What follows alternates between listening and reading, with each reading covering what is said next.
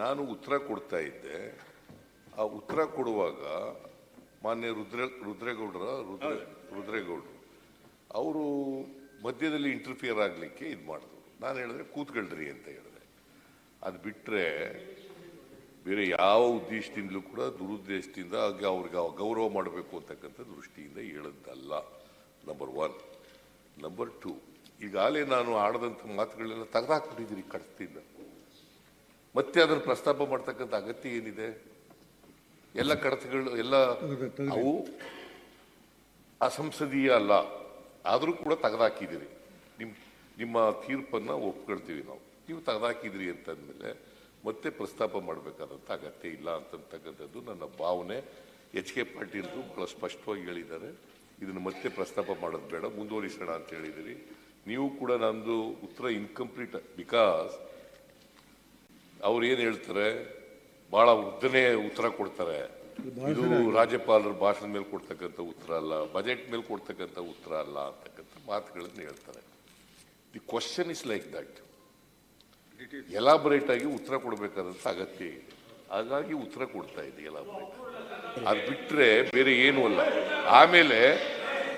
ಆಮೇಲೆ ನಾನು ಸ್ವಲ್ಪ ಇರಿ, ಕೂತ್ಕೊಳ್ರಿ ಪ್ಲೀಸ್ ಕೂತ್ಕೊಳ್ಳಿ. ಇವರೇ ನಾರಾಯಣ ಸ್ವಾಮಿ ಕೂತ್ಕೊಳ್ರಿ ಪ್ಲೀಸ್. ನಾನು ಉತ್ತರ ಕೊಟ್ಟ ಮೇಲೆ ಅವ್ರಿಗೆ ಅವಕಾಶ ಕೊಟ್ಟರೆ ಕ್ಲಾರಿಫಿಕೇಶನ್ ಕೊಡಲಿಕ್ಕೆ ನಾನು ಉತ್ತರ ಕೊಡೋಕ್ಕೆ ತಯಾರಾಗಿದ್ದೀನಿ. ಇನ್ನು ಉತ್ತರನೇ ಮುಗಿಸಿಲ್ಲ ನಾನು. ಮಧ್ಯದಲ್ಲಿ ಹೇಳ್ಬೇಡಿಯಪ್ಪ ಅಂತ ಹೇಳೋದಷ್ಟೇ. ಮಧ್ಯೆ ಹೇಳ್ಬೇಡಿಯಪ್ಪ, ಉತ್ತರ ಮುಗಿದ ಮೇಲೆ ಅವರು ಫಸ್ಟ್ ಅವ್ರು ಕ್ವಶನ್ ಕೇಳಿರೋರು ಅವ್ರು ಕ್ಲಾರಿಫಿಕೇಶನ್ ಕೇಳಿದ್ಮೇಲೆ ಬೇರೆ ಯಾರು ನೀವು ಅವಕಾಶ ಕೊಟ್ಟರೆ ಬೇರೆಯವರೆಲ್ಲ ಕೇಳಲಿ. Nothing wrong. ಅದನ್ನು ಹೇಳಿರೋದು. ಅದರಿಂದ ಈಗೆಲ್ಲ ತೆಗೆದಾಕ್ಬಿಟ್ಟದ ಮೇಲೆ ಪ್ರಶ್ನೆ ಉದ್ಭವ ಆಗೋದೇ ಇಲ್ಲ. ತೆಗೆದಾಕ್ಬಿಟ್ಟಿದ್ದೀರಿ. ನಿಮ್ಮ ತೀರ್ಮಾನಕ್ಕೆ ನಾವು ಬದ್ಧರಾಗಿದ್ದೀವಿ ಅಂತಕ್ಕಂಥ ಮಾತುಗಳನ್ನು ಹೇಳಲಿಕ್ಕೆ ಬಯಸ್ತಾ ಇದ್ದೇನೆ. ಮಾನ್ಯ ಅಧ್ಯಕ್ಷರೇ, ಈಗ ಅವ್ರಿಗೆ ಕ್ಲಾರಿಫಿಕೇಶನ್ ಕೇಳಲಿಕ್ಕೆ ಅವಕಾಶ ಕೊಟ್ಟಿದ್ದೀರಿ, ಅವ್ರ ಕ್ಲಾರಿಫಿಕೇಶನ್ ಕೇಳಿ. ಸಭಾಪತಿಗಳೇ ಈಗ ಸದನಕ್ಕೆ ಒಂದು ಆತಂಕ ಏನು ಅಂದ್ರೆ, ಅಪೂರ್ಣ ಆಗಿದೆ. ಸದನಕ್ಕಿರುವಂತಹ ಆತಂಕ ಏನಂದ್ರೆ, ಮುಖ್ಯಮಂತ್ರಿಗಳಂತ ಒಂದು ದೊಡ್ಡ ಮನುಷ್ಯರು ಈ ರೀತಿ ಶಬ್ದವನ್ನು ಬಳಸಬಹುದಾ? ಆ ಬಳಸಿದ್ದಕ್ಕೆ ಅವ್ರಿಗೆ ಏನು ಮನಸ್ಸಿಗೆ ನೋವಿಲ್ವಾ? ಪರಿಹಾರ ಇದನ್ನು ತೆಗೆದು ಒಟ್ಟಿಗೆ ಪ್ರಶ್ನೆ ಕೇಳಿದ್ರೆ ಏನ್ರಿ ಮಾಡ್ತೀರಿ? ಗಲಾಟೆ ಮಾಡಿದ್ರೆ ಏನ್ ಮಾಡ್ಬೇಕು ಹೇಳಿ ನೋಡ. ಗಲಾಟೆ ಮಾಡಿದ್ರೆ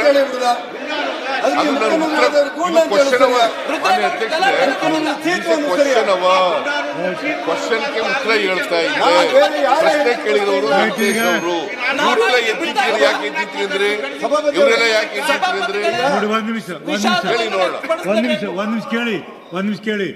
ನಾನು ನನ್ನದು ಏನನ್ನ ಡ್ಯೂಟಿ ಮಾಡಿ ಹೇಳಿದ್ದೀನಿ, ಎರಡು ಕಡೆ ಹೇಳಿದ್ದೀನಿ. ಇಂಥವ್ರಿಗೆ ಹೇಳಂತ ಹೇಳಕ್ ನನಗೆ ಆಗೋದಿಲ್ಲ. ಮುಖ್ಯಮಂತ್ರಿ ಇರಲಿ, ಮಂತ್ರಿ ಇರಲಿ, ಶಾಸಕರು ಯಾರಿರಲಿ, ಇದೇ ರೀತಿ ಹೇಳಕ್ಕಾಗಲ್ಲ. ಇಷ್ಟಕ್ಕೆ ಮುಗಿಸ್ಬೇಕಂತೇಳಿ ನಾನು ನಿಮ್ಗೆ ವಿನಂತಿ ಮಾಡ್ಕೊಳ್ತೀನಿ. ಕ್ವಶನ್ ಕೇಳಿ ಸರ್. ಈಗ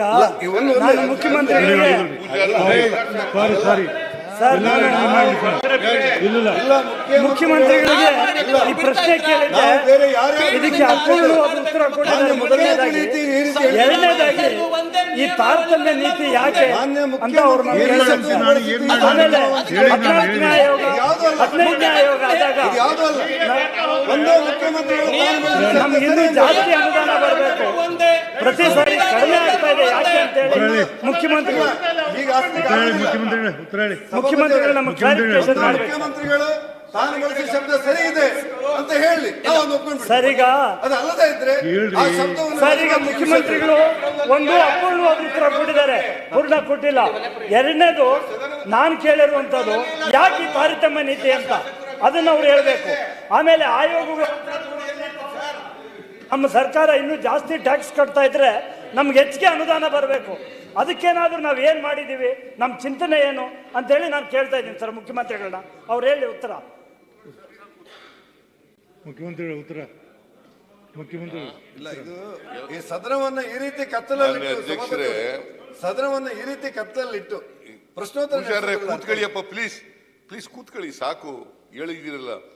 ಎಲ್ಲ ಹೇಳಿರೋದೆಲ್ಲ ರೆಕಾರ್ಡ್ಗೆ ಹೋಗಿದೆ. ರೆಕಾರ್ಡ್ ನಾನು ಹೇಳೋದನ್ನೆಲ್ಲ ರೆಕಾರ್ಡ್ನಿಂದ ತೆಗೆದಾಕ್ಬಿಟ್ಟது. ನಾವು ಗೌರವದಿಂದ ಕೇಳ್ತೇವೆ. ಇದು ಹುದ್ದೆಗಾರರ ವ್ಯಕ್ತಿ ಅಲ್ಲ ಇದು. ಆಯ್ತ್ರಿ ರವಿಕುಮಾರ್ ಕೂತ್ಕೊಳ್ಳಿಯಪ್ಪ, ಸಾಕು ಹೇಳಿದಿರಲ್ಲ. ಆಪ್ಷನ್ ಕೇಳುವಾಗ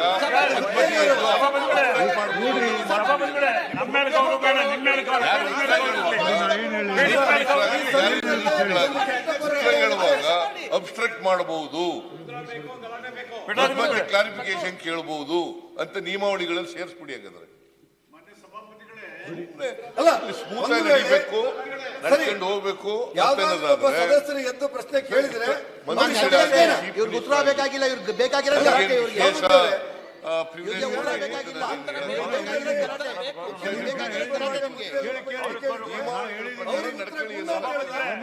ನಾ ಹೇಳಿದ್ದೀನಿ ಸೀತು ಅಂತ ಹೇಳುದು ನಾ ಹೇಳಿದ್ದೀನಿ ಈ ಸದನದಲ್ಲಿ ಈ ಸಂಪ್ರದಾಯಗಳು ನಾ ಹೇಳಿದ್ದೀನಿ.